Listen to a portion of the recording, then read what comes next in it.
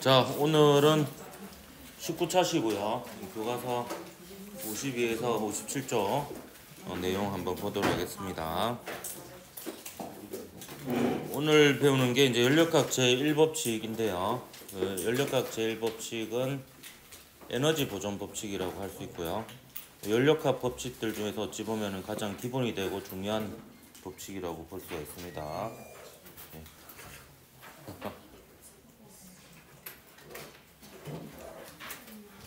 예, 잘 가세요.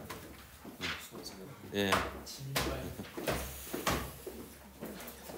그래서 오늘 하는 부분이 어찌 보면 연력학 단원의 하이라이트다라고 볼 수가 있겠고요. 자, 우리가 다룰 대상은 이겁니다. 지난 시간에 그 일을 정의하면서 이 시스템을 한번 봤었는데요. 여기 실린더가 있고요. 그다음 피스톤이 있습니다. 그리고 우리가 관심 있는 대상은 뭐냐면 이 실린더하고 피스톤에 의해서 요 갇혀 있는 기체 있죠. 요 기체에 대한 에너지 보존 법칙이 연력학 제1법칙이라고 볼 수가 있겠습니다. 근데 이 기체를 일컫는 말이 한 세 가지 정도 있습니다. 어떨 때는 개라고 할 때도 있고요. 그리고 기체라고 할 때가 제일 많고요. 그 다음에 내부라고 할 때도 있습니다. 그러니까 얘가 내부니까 얘를 제외한 나머지는 전부 다 외부라고 보면 되겠습니다. 그래서 실린더도 외부고요. 피스톤도 외부고요. 열 공급 장치도 외부가 되겠습니다. 그래서 이 기체가 일을 할 수 있는 대상은 요 피스톤밖에 없어요. 그래서 기체가 외부에 한 일이라는 것은 바로 요 피스톤에 한 일이다. 이렇게 볼 수가 있겠고요. 어쨌든 요 기체에 출입하는 그 에너지 변화 이런 것들 다 합쳤을 때 이게 보존된다라는 게 연력학 제1법칙인데요. 연력학 제1법칙 우선 식으로 적어 놓고 각각의 항에 대해서 좀 자세히 설명하도록 하겠습니다. 일단 연력학 제1법칙은 이렇게 이라노 꾸불꾸불해. 요새 앱이 좀 이상해. 자, Q는 W 더하기 델타 U가 되겠습니다. 이게 연력학 제1법칙입니다.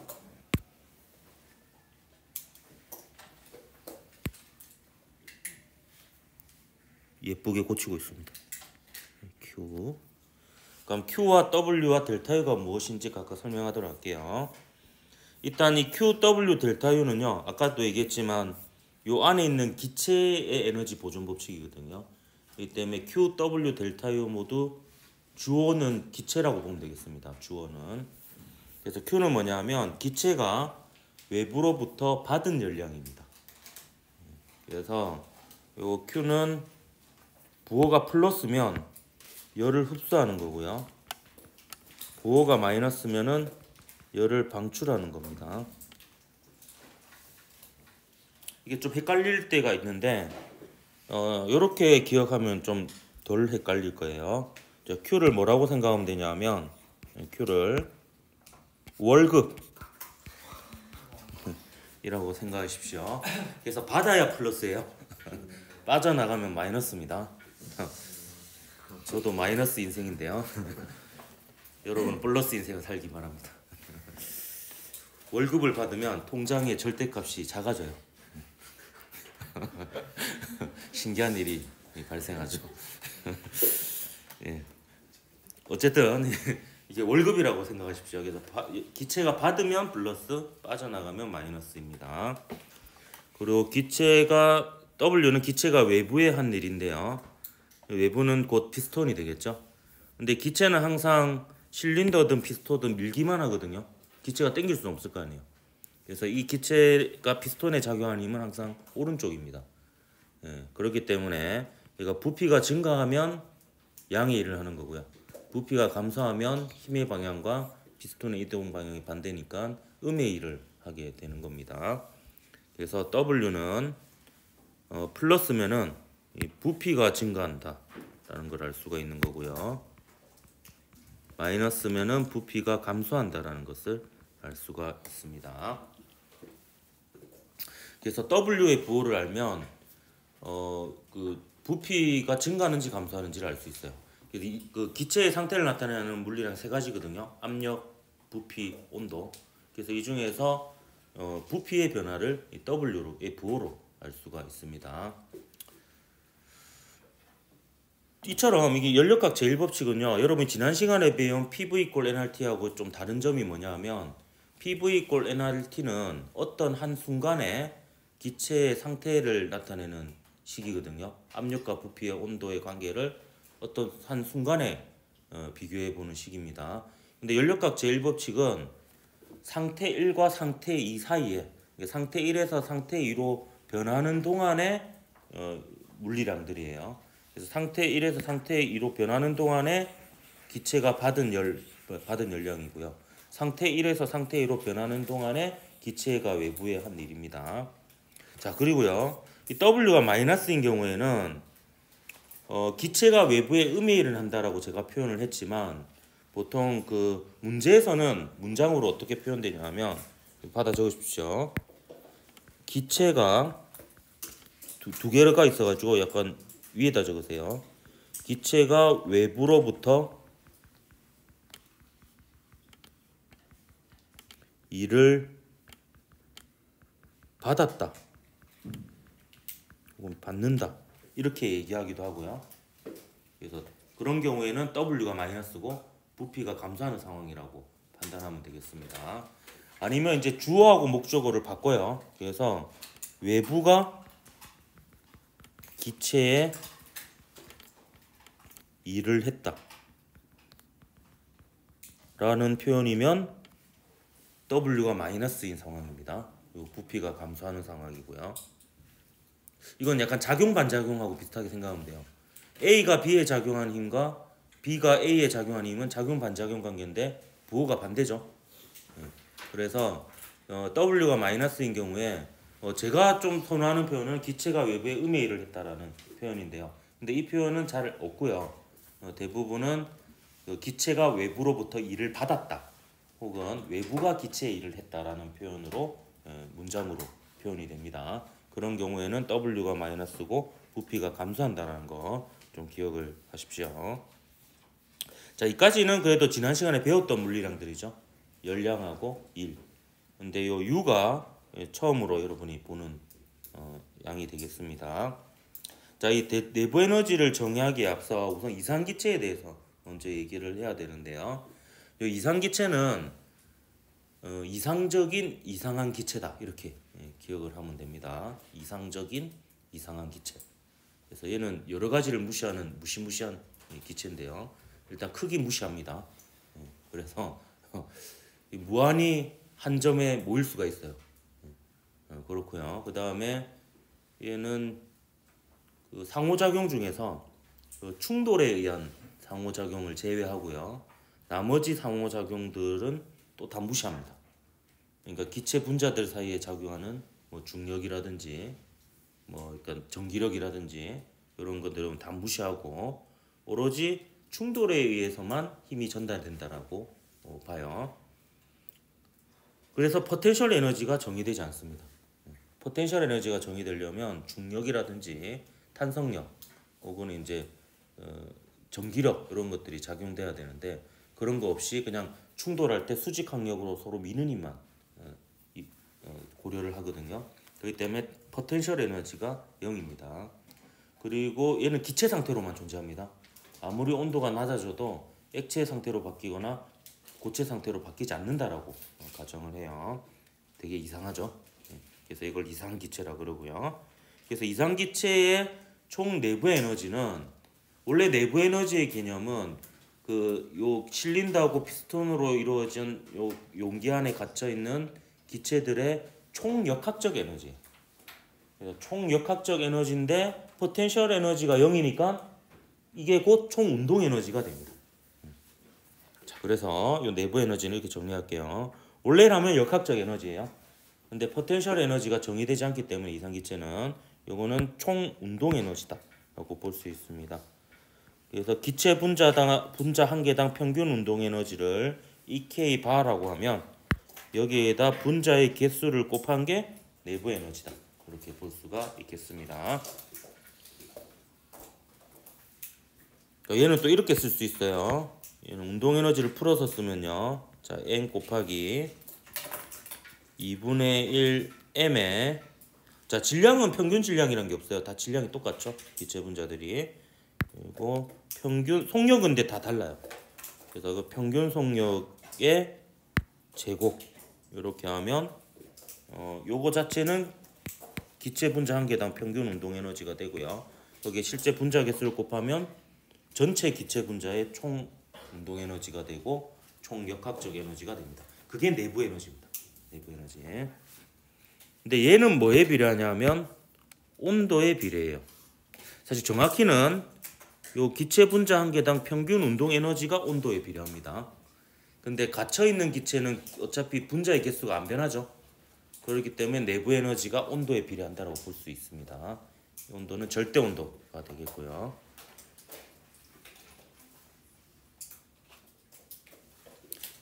자, 그래서요. 델타 U가 플러스라는 것은요. 네 가지로 표현이 돼요. 델타 U가 플러스면 내부 에너지가 증가한다. 이렇게 얘기할 수도 있고요. 기체 분자 한 개당 평균 운동 에너지가 증가한다. 라고 할 수도 있고요. 기체 분자 한 개당 평균 속력이 증가한다. 라고 할 수도 있고요. 온도가 증가한다. 라고 할 수도 있습니다. 근데 이 중에서 기체의 상태를 나타내는 대표적인 물리량은 온도거든요. 그래서 보통 내부 에너지가 증가한다면 온도가 증가한다라고 표현을 하는 경우가 많습니다. 그리고 델타 U가 마이너스다. 그러면 온도가 감소한다. 라고 얘기할 수가 있습니다. 그래서 내부 에너지 변화량의 부호로서 이제 상태 1에서 상태 2로 바뀌었을 때 이때 온도가 증가하는지 감소하는지를 알 수가 있다라는 거예요. 자, 그러면 요 내부 에너지의 이해도를 높이기 위해서 두 가지 예를 한번 보도록 할게요. 아유, 빈칸으로 모르고 안 만들어놨네. 자, 왼쪽이 분자 운동이 전반적으로 느린 거고요. 오른쪽이 전반적으로 빠른 겁니다. 총 분자의 개수는 같고요. 자, 이 경우에 온도가 어디가 더 높다라고 볼 수 있어요? 왼쪽, 오른쪽? 예, 오른쪽이 더 높다라고 볼 수 있어요. 내부 에너지도 오른쪽이 더 크다라고 볼 수 있죠. 왜냐하면 분자의 개수가 같으니까. 그렇습니다. 근데 이런 상황이 있어요. 좀 오묘한 상황인데요. 자, 왼쪽, 오른쪽 중에서 온도가 어디가 더 높은 상황일까요? 자, 다시 힌트를 주면 온도는 기체 분자 한 개당 평균 운동 에너지에 비례합니다. 기체 분자 한 개당 평균 운동 에너지에 비례하는 값이 온도예요. 온도. 그러면 자, 가, 나 중에서 어디가 온도가 높을까요? 예, 나가 온도가 높습니다. T가 T나. T 나나요? T가 나나요? T나. T나. 평균적인 값이 더 크잖아요. 보면 3이, 4이, 5이 뭐 이 정도 되잖아요. 근데 여기는 보면 5이는 없고 그죠? 2이나 3이나 4이 정도 되니까 약간 평균 값으로 보면 얘가 한 개당 평균 운동 에너지는 얘가 더 큽니다. 근데 자 보세요. 내부 에너지는 어디가 클까요?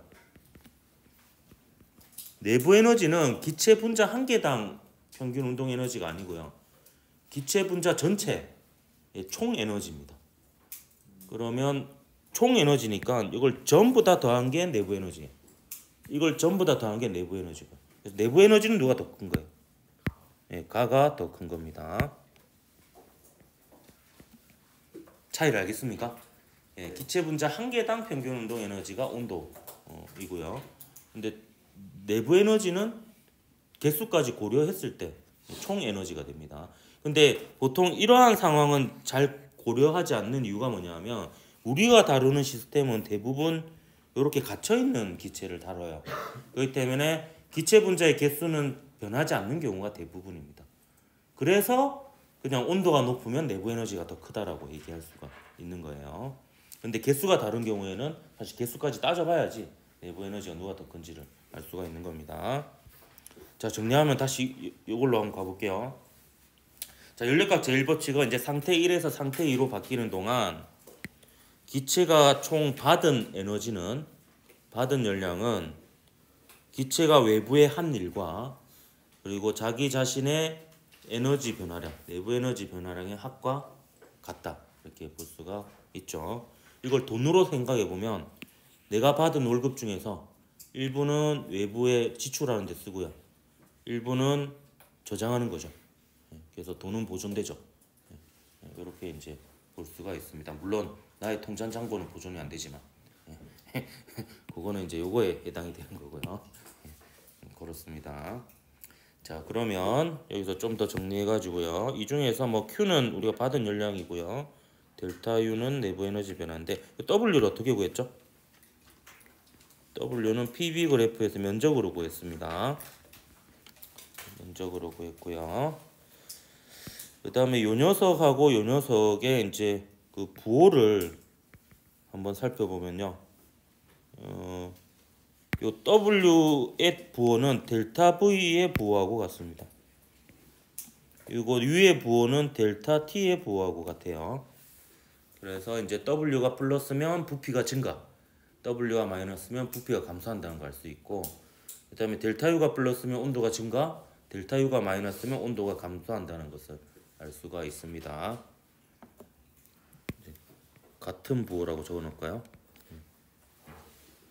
같은 부호, W와 같은 부호가 델타 V, 델타 U와 같은 부호가 델타 T입니다. 그러면 기체의 상태를 나타내는 게 세 가지였잖아요. 이 중에서 하나는 이걸로 해결이 안 되죠. 부피 변화는 W로 판단하고 T 변화는 온도 변화는 델타 U로 판단하는데 압력은 이걸로 알 수가 없습니다. 그래서 압력은 어쩔 수 없이 그 이상기체 상대 방정식을 써야 돼요. 따라서 델타 P의 부호는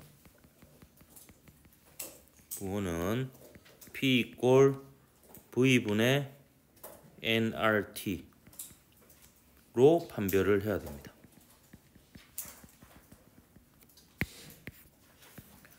근데 대체적으로 우리가 다루는 시스템은 실린더하고 피스톤 안에 갇혀 있는 기체죠.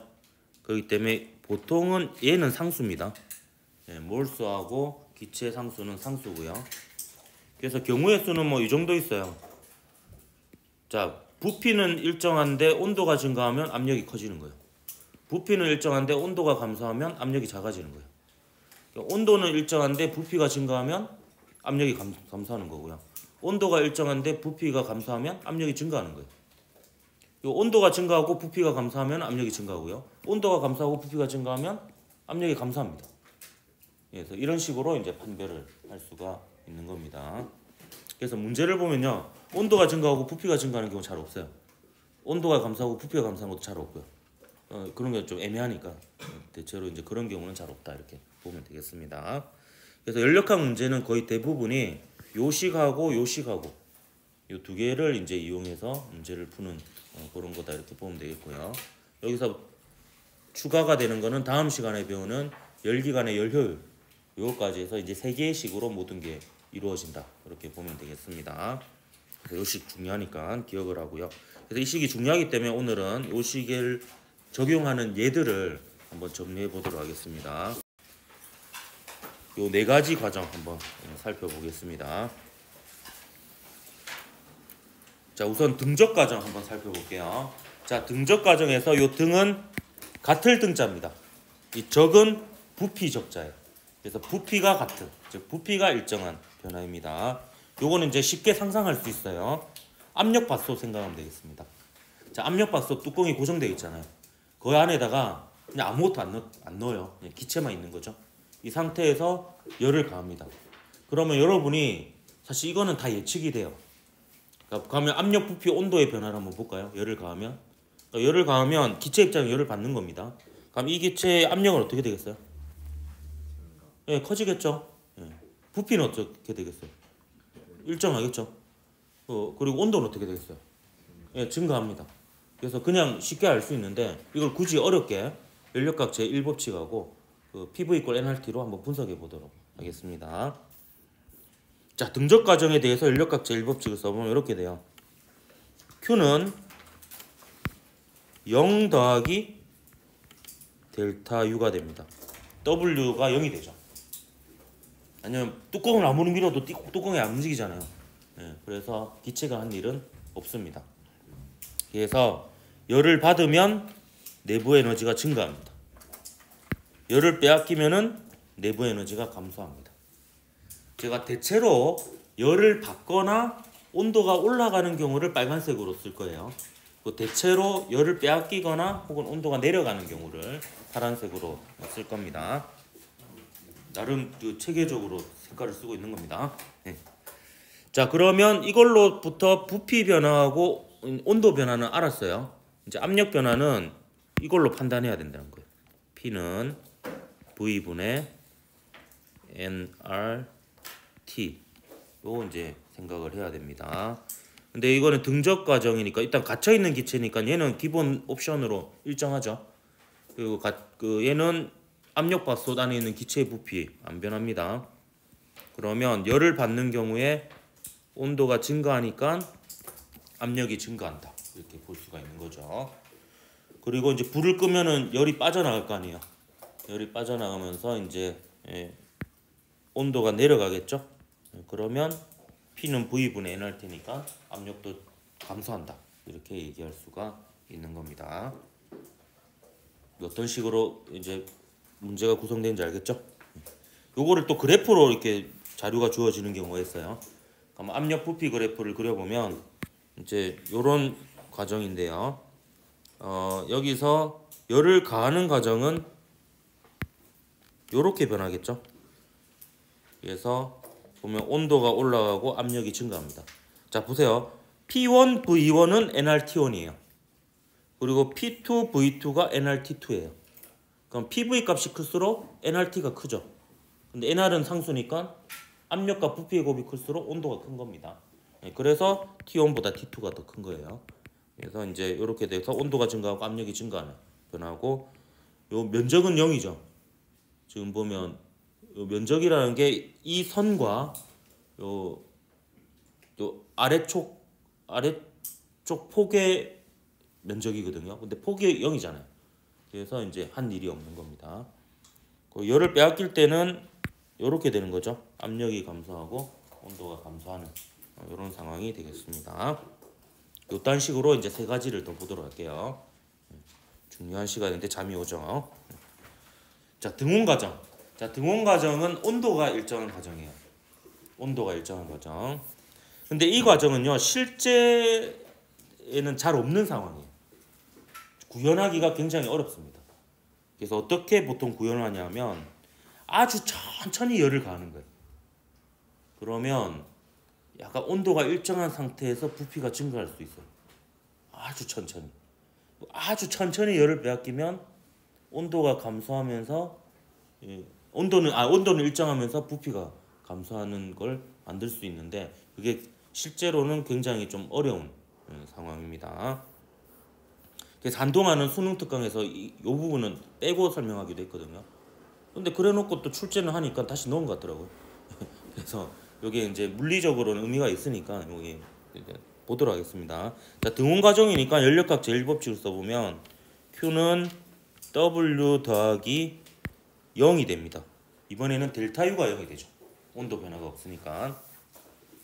그래서 얘는 월급 받으면은 지출하는데 다 씁니다. 외부에 100% 다 일을 해버리죠. 그리고 열을 빼앗기면은 부피가 감소합니다. 왠지 그럴 것 같죠? 온도가 일정한데 열을 가하면 부피가 증가할 것 같죠? 식으면 부피가 감소할 것 같고. 근데 열을 받아가지고 부피가 증가할 때 압력 커질 것 같아요? 작아질 것 같아요? 요건 느낌 잘 안 오죠? 사실 저는 느낌 잘 안 오거든요. 등온 과정에서 팽창할 때 압력이 증가할지 감소할지. 그래서 이런 거는 이제 식으로 따져봐야 되죠. P는 V분의 nRT입니다. 근데 얘는 기본 옵션으로 일정하고요. 근데 이번에는 얘까지 일정해요. 그래서 열을 받아서 부피가 증가하면 압력이 감소합니다. 그리고 열을 빼앗겨서 부피가 감소하면 압력이 증가해요. 이런 특징이 있습니다. 등온 과정은. 자, 이걸 그래프로 나타내면 자 보세요. P가 Y축이고 V가 X축이에요. 그럼 Y는 X분의 1꼴이죠. 그래서 반비례 그래프가 나타납니다. 그래서 보통 요 선을 등원곡선이라고 하고요. 보통 일반적으로 등원곡선을 이렇게 점선으로 이렇게 표시하는 경우가 되게 많습니다. 그래서 이 점들의 집합은 뭐냐면 압력과 부피의 곱이 일정한 점들의 집합이에요. 그러니까 PV 꼴 nRT인. 그래서 요 지점들은 모두 상태가 온도가 T로 동일한 이런 상태들이라고 볼 수 있습니다. 그래서 등온이면서 Q가 플러스면은 W가 플러스 부피가 증가하죠. 그래서 부피가 증가하는 경우 보면 압력이 어떻게 되고 있어요? 떨어지고 있죠. 그리고 등온인데 열을 빼앗기는 경우에는 Q가 마이너스면 W가 마이너스여서 부피가 감소합니다. 근데 요 선 따라 올라가 보면 압력은 어떻게 돼요? 증가하죠. 그렇게 이제 판별할 수가 있습니다. 그래서 등온 과정의 특징 좀 기억을 하도록 하고요. 기지개 좀 펴라. 중요한 지금 시점인데 잠을 자면 안 돼. 자도 됩니다. 그러면 그 유튜브에서 다시 들으면 되니까 시청 시간이 늘어나겠네요. 좀 더 재워보도록 하겠습니다. 자도 돼. 잠은 자. 자, 등압 과정. 자, 등압 과정은 뭐가 일정하겠어요? 압력이 일정한 과정입니다. 그래서 등압 과정은 특징적인 게 연력학 제1법칙을 쓸 때 0인 게 하나도 없어요. 전부 다 있습니다. 그래서 Q는 대신에 W를 계산할 수 있어요. 압력이 일정하니까 압력 곱하기 부피 변화로 정확히 계산할 수 있습니다. 그리고 델타 U 이렇게 됩니다. 자, 등압 과정은 실제로는 어떤 상황이냐면 이런 상황이 있어요. 보통 이렇게 실린더가 세워져 있고요. 피스톤이 이렇게 위에 있고 피스톤 위에 추가 있으면서 얘가 일정한 속도로 움직인다라는 조건이 있으면 등압 과정입니다. 자, 얘가 일정한 속도로 움직인다라는 것은 가속도가 0이라는 거죠. 그러면 여기에 작용하는 합력이 0이라는 겁니다. 근데 여기에 작용하는 힘을 한번 생각해 보면 아래쪽으로 중력이 있고요. 그다음 위에 있는 대기압이 짓누르는 힘이 있습니다. 그리고 기체의 압력이 떠받치는 힘이 있어요. 근데 생각해 보세요. 중력 변해요, 안 변해요? 안 변하죠? 그리고 대기압 변해요, 안 변해요? 뭐 이 정도 올라간다고 대기압 변하지 않습니다. 그러면 요 기체 압력도 안 변해야 되겠죠. 그래야 합력이 0인 상태가 유지가 됩니다. 그래서 이 상태로 얘가 피스톤이 일정한 속도로 움직인다면 등압 과정으로 보면 됩니다. 그리고 이 상태에서 매우 서서히 움직인다라고 표현이 있으면 그것도 거의 등압 과정과 유사하게 봐도 돼요. 왜냐하면 서서히 움직인다라는 것은 속도 자체가 굉장히 느리기 때문에 가속도가 있다 하더라도 가속도 자체도 굉장히 0에 가깝다라고 볼 수 있거든요. 그런 경우도 이제 보통 정적 과정에 준하는 과정이라고 해서 준정적 과정이라고 하는데 그런 경우도 이제 등압 과정이라고 보면 되는데 그 등압 과정의 특징은 제가 결론부터 먼저 얘기할게요. 이게 등압 과정의 특징을 알고 있으면 문제 풀 때 굉장히 유리합니다. 하나가 플러스면 전부 다 플러스입니다. 하나가 마이너스면 전부 다 마이너스예요. 그래서 Q, W, 델타 U 중에서 하나만 부호를 알아내면 나머지 부호도 다 자동적으로 결정이 된다. 이렇게 보면 되겠습니다. 왜 그런지 설명해 줄게요. 자, 밑에다가 제가 그 이상기체 상태 방정식을 적을 건데 요 P에다가 조금 띄어서 V를 쓰고요. 그다음 NR에다가 조금 띄어서 T를 한번 써보십시오. 자, PV 꼴 nRT입니다. 자, 근데 지금은 등압 과정이에요. 등압 과정이니까 압력 일정하죠? 그죠? 그 다음에 갇혀있는 기체니까 NR도 일정합니다. 자, 그러면 요 식은요 상태 1에서 상태 2로 변하는 동안에 받은 열량, 한일, 내부 에너지 변화잖아요. 그럼 이 식은 상태 1에 대한 식이 있고 상태 2에 대한 식이 두 개가 있습니다. 그럼 상태 1에 대한 식을 쓸 때는 PV1은 nRT1이 될 거고요. 상태 2에 대한 식을 쓸 때는 PV2는 nRT2가 될 거예요. 그럼 상태 2에 대한 식에서 상태 1에 대한 식을 빼면요 P 곱하기 V2 빼기 V1 NR 곱하기 T2 빼기 T1이 됩니다. 즉 P 델타 V는 NR 델타 T라고 볼 수가 있어요. 자, 근데요, 압력은 무조건 양수거든요. 그리고 NR도 다 양수예요. 그럼 이게 같다라는 거는요, 크기도 같지만 부호도 같다는 거거든요. 따라서 요 델타 V하고요, 요 델타 V하고 델타 T가 부호가 같습니다.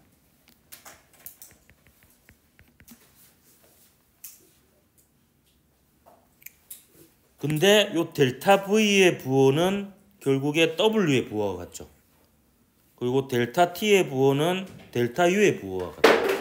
그렇기 때문에 기체가 외부의 한일과 기체 내부 에너지 변화량의 부호가 무조건 같아야 됩니다. 그럼 얘가 플러스면 얘도 플러스인 거죠. 그럼 플러스 플러스 더하면 얘도 플러스가 되는 거죠.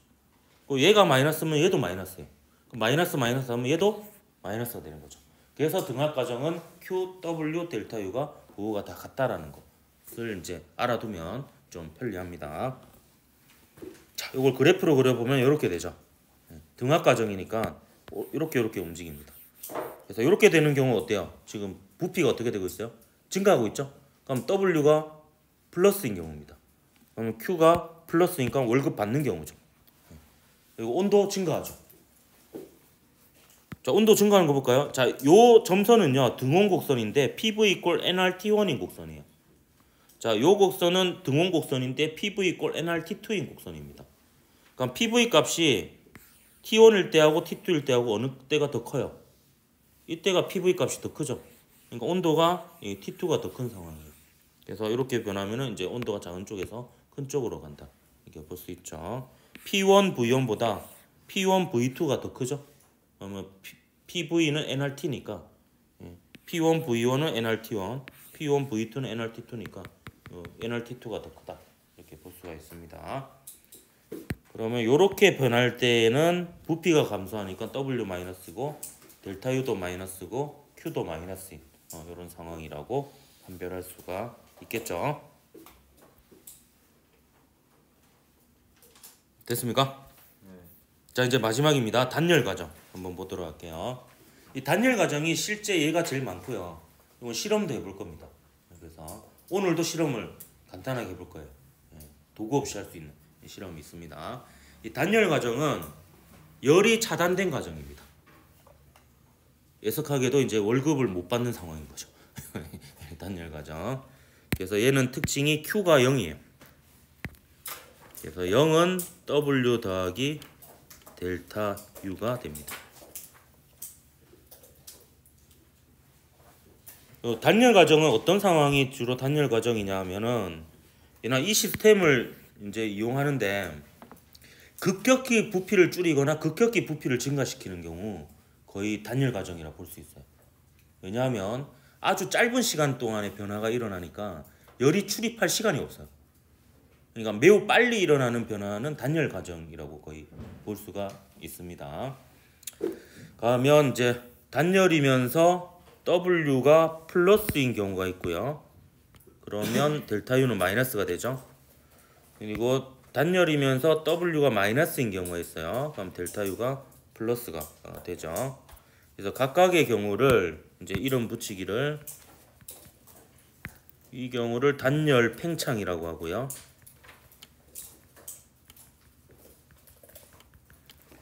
그 다음에 이를 단열 압축이라고 합니다.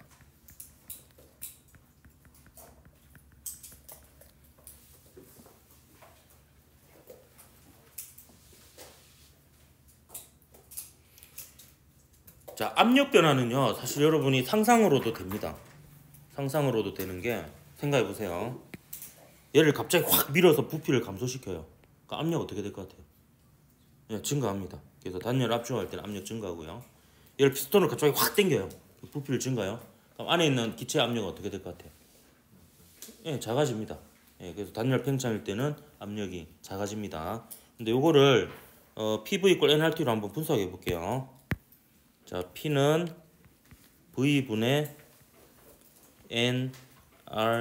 nRT죠. 그래서 단열 과정의 특징 중에 하나는 뭐냐면 얘만 일정하고요. 압력, 부피, 온도가 다 변하는 상황이에요. 그러니까 문제 내기가 더 좋죠. 다 변하니까 다 물어볼 수 있잖아요. 압력도 물어볼 수 있고 온도도 물어볼 수 있고 부피도 물어볼 수 있고 그래서 단열 과정이 좀 출제가 많이 되는 편입니다. 다 변하니까. 그래서 이 보면 단열 압축이 되는 경우 먼저 볼까요? 그러면 부피는 단열 팽창이 되는 경우 단열 팽창이니까 말 그대로 부피는 증가하죠. 근데 온도는 감소하잖아요. 그러면 분자는 작아지고 분모는 커지니까 요 값은 압력 값은 당연히 작아질 수밖에 없습니다. 단열 압축의 경우에는 압축이니까 부피가 감소하죠. 그래서 이 과정에서 온도가 증가합니다. 그러면 분자는 커지고 분모는 작아지죠. 그럼 이건 반드시 커질 수밖에 없죠. 그래서 이렇게 판별할 수가 있겠습니다. 자, 그래프로 그리면 이렇게 됩니다. 이 중에서 어디가 단열 과정이냐 하면 요게 단열 팽창인 상황이에요. 예. 부피가 증가하고 온도는 감소하죠. 요게 등원 곡선이거든요. 요게 PV = nRT2, 이게 PV = nRT1인 곡선이에요. 그래서 온도가 보면 낮아지는 거 볼 수 있죠. 부피가 증가하면서. 얘는 부피가 감소하면서 온도가 올라가는 단열 압축 과정을 볼 수 있습니다. 압력은 증가하죠. 보면 이게 부피는 여기서 여기로 이렇게 감소하잖아요. 그리고 온도는 PV = nRT1, PV = nRT2. 그래서 여기가 온도가 더 높은 쪽이죠. 그리고 압력은 증가하고 이런 변화를 볼 수 있습니다. 그래서 이게 등원 곡선이거든요. 근데 단열 곡선은 등원 곡선 사이를 넘나드니까 등원 곡선보다 좀 더 기울기가 가파른 특징이 또 있습니다. 이것도 알아두면 좋겠죠. 자, 그러면 요 단열 팽창과 단열 압축의 예를 한번 들어보면요. 구름이 생성되는 과정이 대표적인 단열 팽창이에요. 자, 여러분 대기압이 뭔지 한번 생각해 보면요. 대기압은 뭐냐면 여러분을 기준으로 해서 여러분보다 위에 있는 지구상에 있는 그 공기들이 중력을 받아서 우리를 짓누르는 압력이에요. 그게 대기압이에요. 그러면 내가 산으로 올라간다고 칩시다. 그럼 산으로 올라가면 나를 기준으로 내 위에 있는 공기의 양이 더 많아집니까? 줄어듭니까? 줄어들죠. 그러니까 짓누르는 압력이 줄어드는 거예요. 그러니까 위로 올라갈수록 대기압은 작아집니다. 그러면 이 지표면에서 이제 가열이 되어서 이게 올라가는 공기가 있다고 합시다. 그러면 얘는 요 지표면의 기압 1기압에서 올라가요. 근데 올라가면 올라갈수록 주변의 기압이 어떻게 돼요? 작아지죠. 그러면 팽창을 합니다. 근데 공기는 아주 좋은 단열재 중에 하나거든요. 그래서 열이 잘 이동을 안 해요. 그러니까 단열인 상태에서 팽창을 하는 거죠. 그러면 단열인 상황에서 팽창을 하면 내부 에너지는 줄어들죠. 그래서 온도가 내려가니까 기체 상태의 수증기가 액체나 고체 상태가 되면서 구름이 되는 겁니다. 그래서 이게 단열 팽창 과정이고요. 일단 단열 압축 과정 경우에는 이제 엔진의 점화 같은 게 이런 식으로 이루어지거든요. 엔진 있는 곳에서 실린다고 피스톤이 있잖아요. 그러니까 피스톤이 순간적으로 압축을 해요. 그러면 순간적으로 W가 마이너스가 되니까 델타 U가 플러스가 되어버리거든요. 그러면서 온도가 확 올라가 버리는. 그러면서 이제 점화가 일어나는 그런 과정이 있겠습니다. 그래서 그 점화 과정을 한번 보면 이게 이제 다음에 실험할 건데 이 보면 이렇게 피스톤을 이렇게 압축시키잖아요. 그럼 불이 붙습니다. 진짜로. 네, 이 실험 해봤어요 혹시? 안 해봤어요? 몇 년 전에 과학의 날에 했었거든. 너희 때는 아니구나. 이거 나중에 과학실에서 실험할 텐데 꼭 부상자가 생기더라. 과도하게 밀다가 조심해야 돼요. 슬로우 모션으로 찍은 거예요. 이 과감하게 확 밀어야 되거든요. 슉 하면 불이 붙죠. 이 안에 휴지 조각 같은 걸 넣고 하는 거거든요. 그러면 이제 W가 마이너스가 되면 델타 U가 순간적으로 확 플러스가 되면서 이 불이 붙는 거예요. 그리고 이제 단열 팽창 실험도 해볼 건데요. 자, 단열 팽창 실험은 요 페트병에 이제 미지근한 따뜻한 물을 넣고요. 그 다음에 여기에 사실 담배로 하면 잘 되는데 담배는 하면 안 되니까 이 향초 같은 걸로 그래서 연기를 만들면 그 연기가 고체 입자로서 이제 응결핵 역할을 하거든요. 그러면 여기를 이렇게 한 다음에 응결핵을 많이 공급하고 있네요. 누를 때는 살살 누르고요. 살살 누른 다음에 뺄 때 갑자기 확 빼버리면 단열 팽창되면서 기체 상태의 수증기가 순간적으로 액체 상태나 고체 상태가 되면서 그 향초 먼지 거기에 붙어가지고 우리 눈에 보이게 됩니다. 그래서 이게 구름의 생산 과정을 보여주는 실험으로 나중에 직접 해보도록 하겠습니다. 자, 오늘 제가 실험 하나 한다 했죠. 자, 이거는 이제 라면을 식히는 방법에서 유용한데, 여러분 손바닥을 이제 입에 갖다 대고 해보세요. 그러면 그 입냄새가 나죠. 크게 벌리고 하면 공기가 따뜻할 거예요. 그죠? 이 따뜻하지 않으면 뭔가 문제가 있는 겁니다. 근데 여러분 후 해보세요. 근데 후 하는데 가까이에서 하면서 점점 멀리 해보세요. 그러면 가까이 할 때는 따뜻한데 멀리 할수록 점점 차가워지는 게 느껴질 거예요. 한번 해보세요.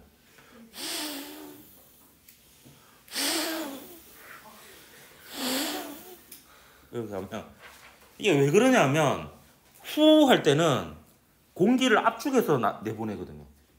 근데 나오자마자는 따뜻해요. 왜냐면 몸 안에 있는 공기였으니까. 근데 압축되어서 나오니까 얘가 진행하면 진행할수록 팽창을 해버립니다. 그래서 단열 팽창이 돼버리죠. 그러면서 온도가 떨어지는 거예요. 그래서 라면을 먹을 때 후 일단 하 부는 애는 없죠. 그거는 완전히 좀 뭔가 문제가 있는 경우고요. 하는 애는 없죠. 근데 후 하는데 가까이서 막 후 이렇게 부는 애는 물리를 안 배우네. 이거는 뜨거운 바람을 부는 거 똑같은 거예요. 후 하면서 멀리서 불어야지 이거는 이제 단열 팽창을 배운 애들이다 이렇게 볼 수 있습니다. 그래서 앞으로 라면 먹을 때는 후 할 때 멀리서 불어야 돼요. 가까이서 후 불면 이거 하 하는 거는 똑같은 거예요. 단열 팽창을 이용해야 된다. 오늘 제일 중요한 건 이제 라면을 부를 때는 후 하면서 멀리서 불어야 된다. 이거에 이제 단열 팽창이 되니까. 자, 여기까지 하고 다음 시간에 이제 연력각 제2법칙에 대해서 배워보도록 하겠습니다.